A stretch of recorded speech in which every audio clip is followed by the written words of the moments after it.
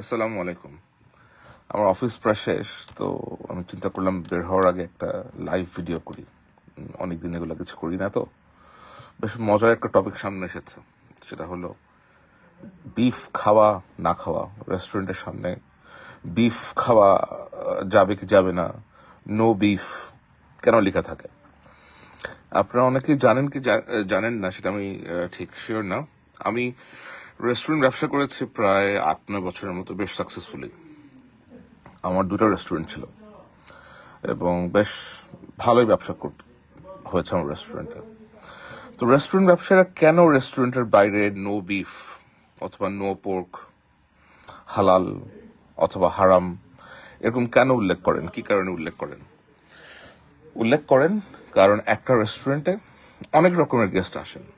আপনার রেস্টুরেন্টে মুসলমান গেস্ট আসতে পারেন, হিন্দু গেস্ট আসতে পারেন, খ্রিস্টান গেস্ট আসতে পারেন, অনেক রকমের গেস্ট আসতে পারেন।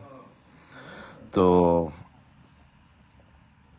এই গেস্টরা কার প্রেফারেন্স থাকতে পারে যে কেউ গরুর মাংস খাবে, কেউ গরুর মাংস খাবে না, অথবা কেউ পোর্ক খাবে, কেউ পোর্ক খাবে না।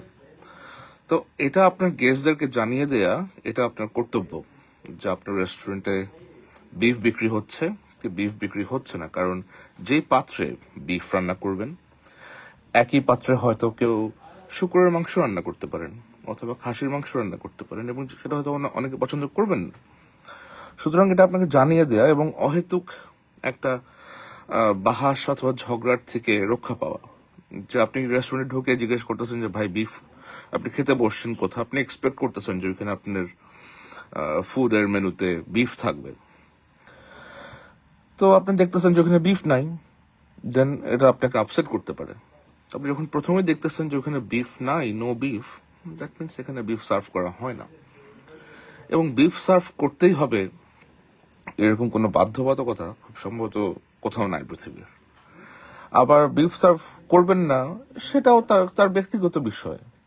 কে সার্ভ করতেছে, কে সার্ভ করতেছে না, এটা খুবই খুবই তুচ্ছ একটা বিষয়। আবার কেউ আমাকে বলতেছেন যে এই ভূখণ্ডের ইতিহাস, এখন গরুর মাংস খাওয়া না খাওয়া নিয়ে ভূখণ্ডের ইতিহাস, মুসলমানদের ইতিহাস, এটা কি এত ইম্পর্টেন্ট একটা বিষয় হয়ে গেল?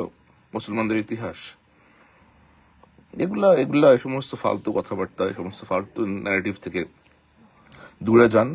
অনেক গুরুত্বপূর্ণ কাজ আছে আপনাদের দেশ গঠন করার জন্য। রেস্টুরেন্টের বাইরে হালাল সাইন কেন লেখা থাকে? হালাল সাইন লেখা থাকে যেন আপনি রেস্টুরেন্টে ঢুকে এক্সপেক্ট করেন যেখানে যা সার্ভ করা হবে সেগুলা হালাল ভাবে সোর্স করা হয়। বেশিরভাগ বিদেশে যে সমস্ত রেস্টুরেন্ট আছে, আমার রেস্টুরেন্টেও হালাল ভাবেই খাবার সার্ভ করা হতো। আবার বিদেশে আপনি দেখেন, ইউকেতে আসেন, হাজার হাজার রেস্টুরেন্ট আছে, হালাল ফুড সার্ভ করা হচ্ছে, পাশাপাশি অ্যালকোহলও সার্ভ করা হচ্ছে। তো আপনি সেখানে ঢুকে কোনটা খাবেন সেটা আপনার চয়েস।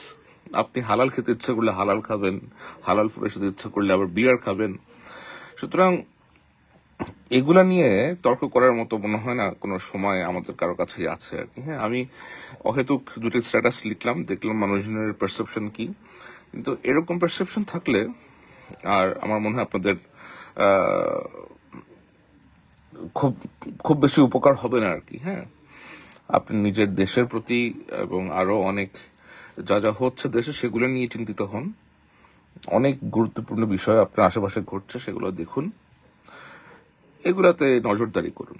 কে গরুর মাংস খাইলো, কে কাওয়া বিরিয়ানি খাইলো, আপনি একটু আপনি কি ঢাকা শহরে একটু চেক করে এসে দেখেন কয়টা রেস্টুরেন্টে মরা মরা মুরগি, লাইক মৃত ফার্মে মরে গেছে এরকম মুরগির মাংস বিক্রি হয়। ওকে, যে ফার্মে অসুখ হয়ে মরে গেছে। আবার কেউ কেউ নাকি কাকের বিরিয়ানিও খাওয়া দেয়। তো সেগুলো একটু যাচাই বাছাই করেন, কোন কোন রেস্টুরেন্টে ভালো আপনার জিনিসপত্র দিয়ে বিক্রি করা হচ্ছে, কোনগুলো খারাপ বিক্রি করা হচ্ছে, সেগুলো যাচাই করে দেখেন। অহেতুক কে গরুর মাংস খাইলো না, কে গরু বিক্রি করলো না, আননেসেসারি